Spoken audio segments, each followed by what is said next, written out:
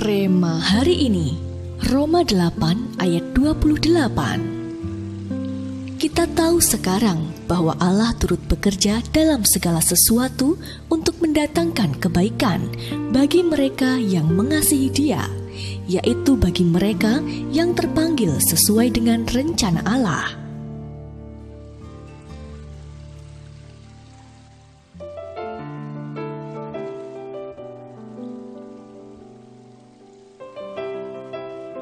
Liburan itu seharusnya menyenangkan. Corin hendak mengunjungi perkebunan zaitun sahabatnya di Italia. Namun, saat tiba di sana, kegembiraan telah meninggalkan hatinya. Bukannya berkeliling menikmati pemandangan, ia malah berkeluh kesah. Aku tidak mengerti, bukankah Tuhan menjanjikan kebaikan bagi anak-anaknya? Tapi kenapa setahun ini hidupku penuh dengan derita? Pertama, aku dimutasi ke cabang yang lebih kecil, dan jabatanku diturunkan. Lalu, ayahku tiba-tiba meninggal. Tunanganku direbut temanku sendiri. Dan aku harus menanggung hutang keluarga yang entah kapan bisa terlunasi.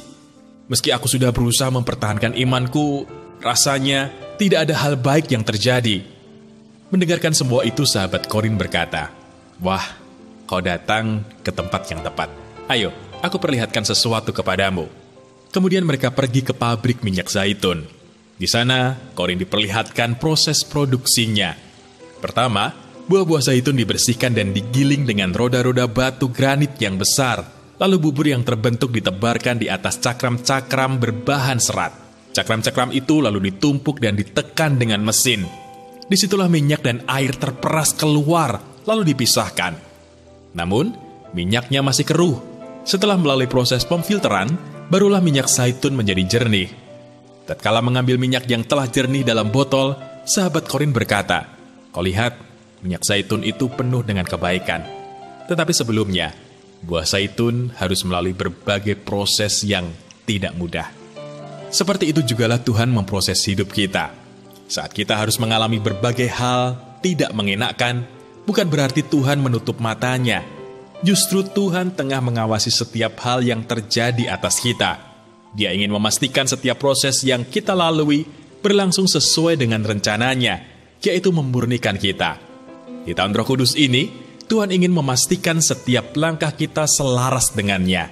Sebab, kekudusan Roh Kudus tidak memungkinkannya berjalan bersisian dengan dosa dan motivasi-motivasi yang tidak murni dalam diri kita. Proses hidup apa sajakah yang tengah menyulitkan Anda saat ini? Bagaimana Anda memandang dan menyikapi proses tersebut selama ini? Mengapa Anda perlu melalui semua proses tersebut? Bagaimana Anda bisa melibatkan Roh Kudus lebih lagi dalam proses hidup Anda? Bapa yang baik, terima kasih karena Engkau selalu ada dalam setiap proses hidup kami. Tak sekalipun Engkau meninggalkan maupun membiarkan kami. Tak peduli seberapa berat dan menyakitkannya proses hidup kami. Kami mau tetap memandang-Mu dan memegang janji-Mu, sebab Engkaulah Allah yang sanggup mendatangkan kebaikan melalui segala sesuatu yang kami hadapi. Tuntunlah kami Roh Kudus, dan biarlah kami melihat kemuliaan yang hendak Engkau nyatakan. Dalam nama Tuhan Yesus, kami berdoa. Amin. Ketika kita diizinkan mengalami sebuah proses, percayalah bahwa hal itu untuk membawa kebaikan.